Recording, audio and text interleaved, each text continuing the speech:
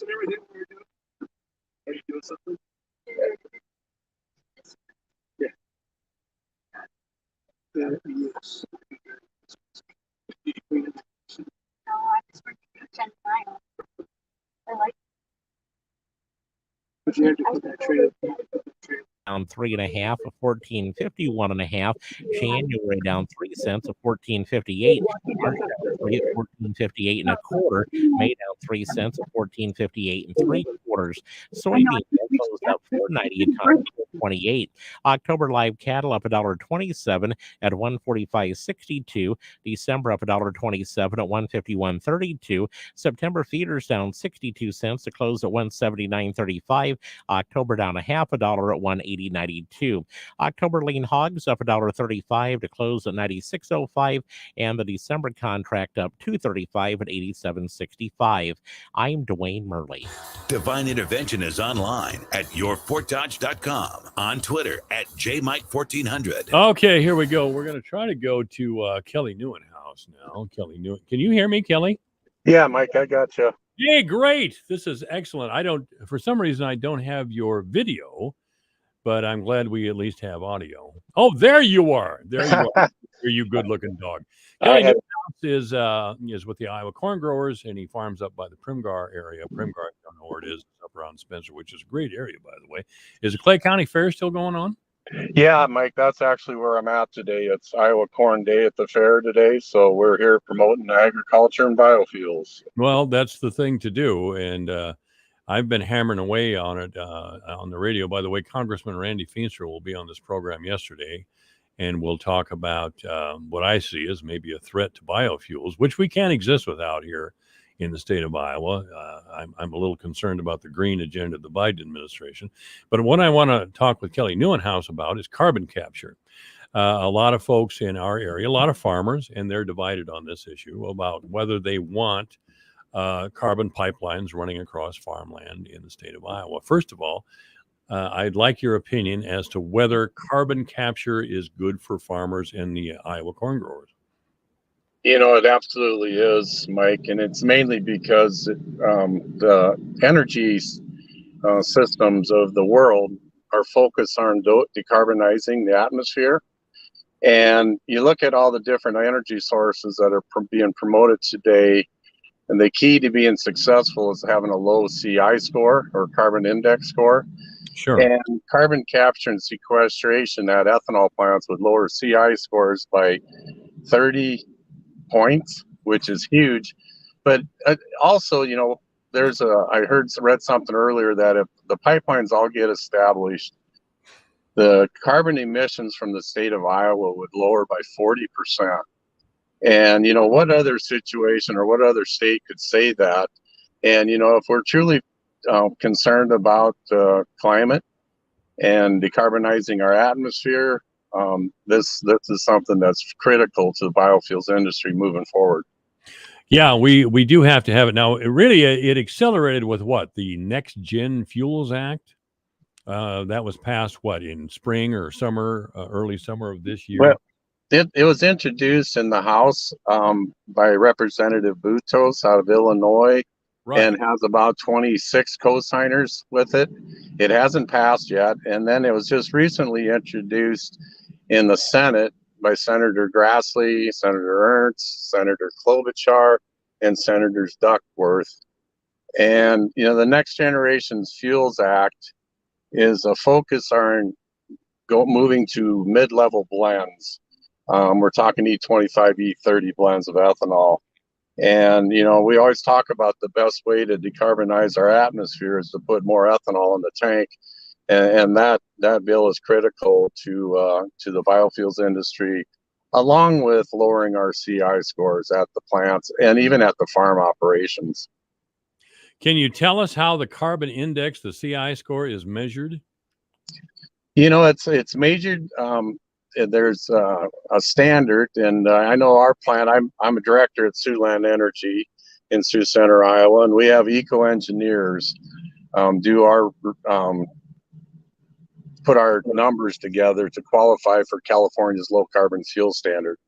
And California is kind of the place where they base these standards off of, but it's also, we got low carbon fuel standards in Washington, we got in Oregon, Canada, the whole country's going to a low carbon fuel standard.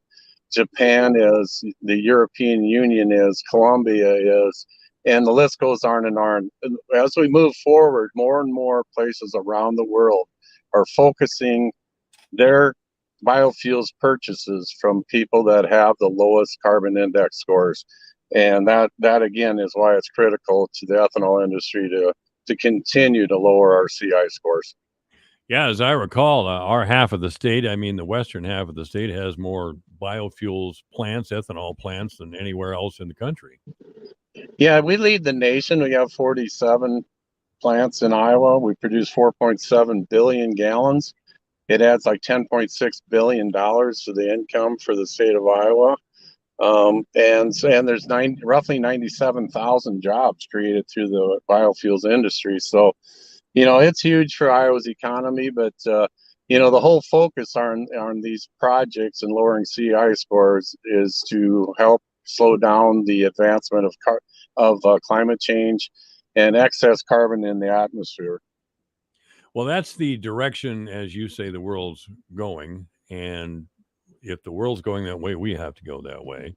We just have to adjust. And it sounds like and I've read, not being a farmer and not having the experience you and others do, I'm not as maybe astute as some of you guys are, but it looks like an act that certainly would help us maintain biofuels. That's my concern is being able to market our corn through biofuels. And sometimes the green energy people from the coast scare me. Yeah. Well, you know that the biofuels industry has a long positive future. You know, it does. And it's not only in small transportation vehicles, the large transportation, the Clear Flame engines has huge potential. I think we talked a little bit about that's a diesel styled engine that runs on E98 ethanol. That's in the testing right now. And then we got sustainable aviation fuel that's a futuristic new demand source for biofuels. You know, right now, pretty much our corn oil, a lot of the corn oil, what's not being used for feed or human consumption, is going to renewable diesel or sustainable aviation fuel. So not only are we producing 3 gallons of ethanol per bushel of corn, we're producing, you know, every bushel of corn has a pound of corn oil. And then we also have the 17 pounds of high protein feed sources. So the ethanol industry is very efficient. There's absolutely no waste. But when the world's focusing on decarbonizing, we can't sit still and live off of our merits. We need to continue to improve our production practices along with our farming practices. I don't know whether you can speak for the Iowa corn growers or not, so maybe I'll just ask you a question as a farmer. What do you think of eminent domain as far as carbon pipelines are concerned? Well, I personally have signed with Summit already. We have 2.5 miles of CO2 pipeline going through our property. Okay. I've got one farm that I'm going to have 2 pipelines go through, Navigator and Summit. And I will be signing with Navigator here in the near future. You know, we negotiated. We were treated very fairly, and you know, they were willing to negotiate. They're willing to visit. We asked for a couple different things from Summit, as far as the depth of the pipe, and a certain couple other things. And that's what I tell landowners to do: to sit down and visit with them, negotiate with them, and I think everyone can find a place where they can make it work, you know. And we've actually got the Dakota Access pipeline through one of our farms. That was done 5 years ago. That was a 30-inch pipe. The trench was 9 foot deep, 8 foot wide.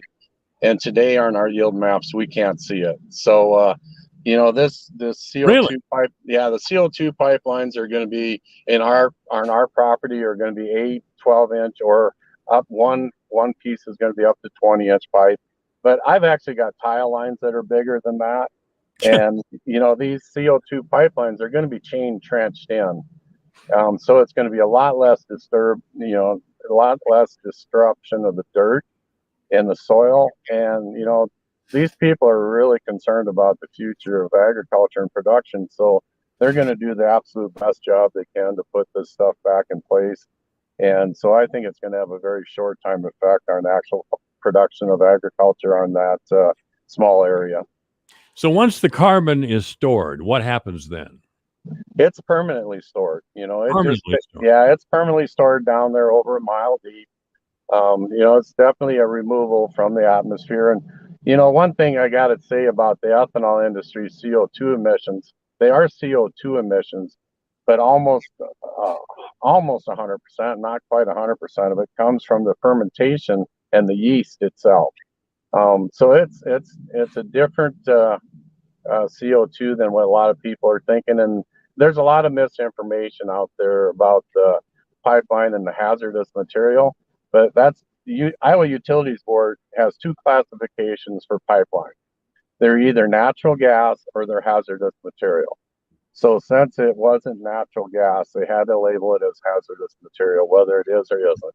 So that's kind of some of the misinformation that's out there. Because this CO2 is the same stuff they're using in carbonation. And, it's filtered a little bit, but it's also used in refrigeration. It's used in dry ice. There's a lot of products we're using it in today, but those markets are saturated. So right now there's no more demand for it. But, capturing and sequestering carbon should be a very safe process. This is AM 1400 KVFD, the voice for Dodge. Our guest is Kelly Neuenhaus. He's a farmer from the Primgar area, and he's also a member of the Iowa Corn Growers. Now, getting back to the storage of carbon, will that decay over time, or does it maintain its properties? Actually, a lot of it will go into what's there. If you got the right geological area like they do, where some of it's going up to North Dakota and some of it's going to Illinois, but there's a lot of porous rock down there, and the CO2 will fill in the pores of those rocks, and it will calcify over time. So it doesn't stay in a liquid form forever, from what I understand. So, it's just the main thing. It's got to be in the right geological area. And that's why we can't do it straight under our ethanol plants in Iowa, because we don't have the right geological formation. So we need to find it or take it to a place where it is the right geological formation. Now, will the carbon pipelines, will they carry gas or liquid form? It's a liquid form. It's liquefied. And, there is talk about, in the future, there might be more uses for it. And, I always tell people, what's a better situation that if there is new technology and they find new uses for CO2, that we already have it liquefied and in a pipeline. So, if you need to tap into it to make something else out of it, it's available and it's there. Okay. This is a fascinating subject that affects our livelihood. It affects our futures here in Iowa. Are you confident? There's always people that try to scare you. And maybe I shouldn't put it that way. There's always people that put out warnings that a pipeline could break. And what would be the consequences then, Kelly, if down the road somewhere one of these carbon pipelines broke? Well, one thing I know about these pipelines, these are modern pipelines. They have shutoff valves every 20 miles. They have sensors on them, so if there is ever a leak, they'll know instantly if the pressure drops, and they'll be able to shut them down really fast.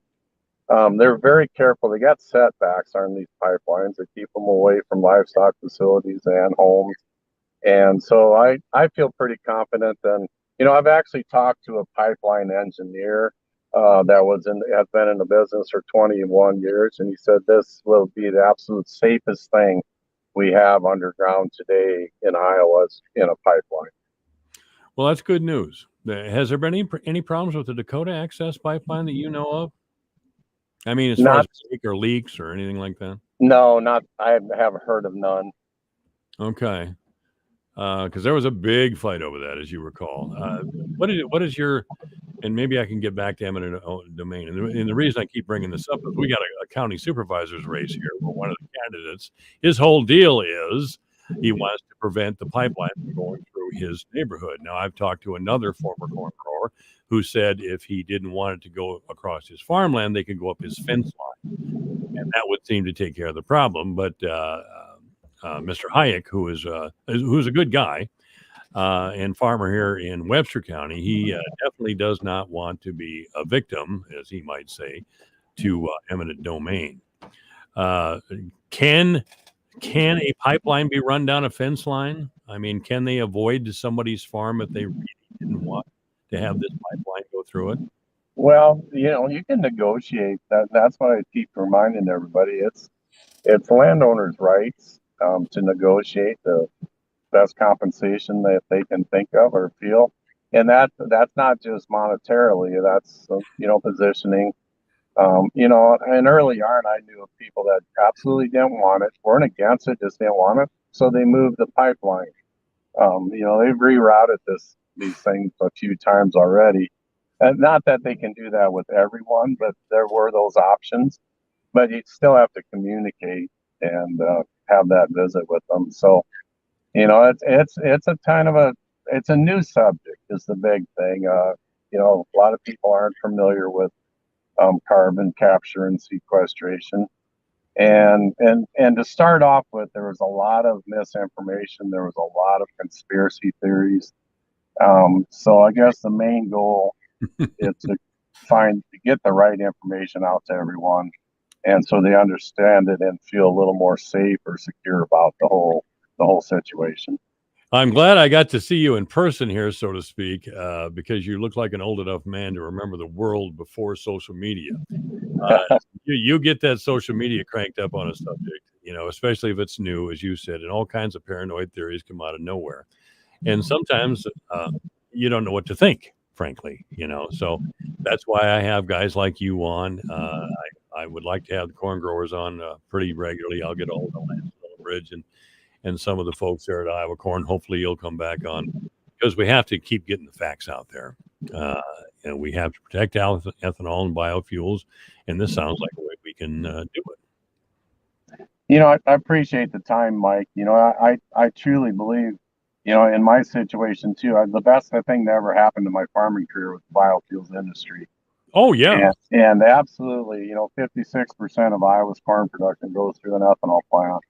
And I remember the days before that. I think 23 out of the 25 years before ethanol got established, we sold corn in the red. And, we had we got beat up as farmers for being subsidized. So we had, the 1%. Well, now we have markets and they're safe, and farmers can make money, profitabilities through markets. And now there's people that are not happy about that either. So we got to find a happy medium here and get the accurate information out. And I personally am not in the least bit scared of the CO2 pipeline. I'm not concerned at all about how the process is going to be putting it into my farms. I've actually got skin in the game, so I can say that. I know a lot of people that don't have skin in the game that have opinions on it. But until you have skin in the game or part of it, it's pretty hard for you to have a really open-minded opinion. Well, let's not forget, there's alternative energy sources out there. I mean, solar industry, the oil industry has never been in favor of ethanol ever, and they'll put out, they'll try to scare people or present another side that makes ethanol look bad, or carbon capture look bad, or pipelines look bad. All of those things exist. And, criticism is good if it's valid criticism, if it can make things better. But if it's just criticism, to say you should buy my energy source rather than this energy source, or just propaganda, then we need to defend ourselves with interviews like this. Any way we can know the facts before we hit the panic button. And once you know the facts, and I've learned a lot just from talking with you today, and I hope everybody else has. Once we know these things, we get to see as you say, the profitability and the good things for our state that can come from ethanol biofuels. in carbon pipelines, frankly. Kelly Neuenhouse has been our guest. He's with the corn growers. Thank you, Kelly. Thanks, Mike. You bet. This is AM 1400 KVFD, the voice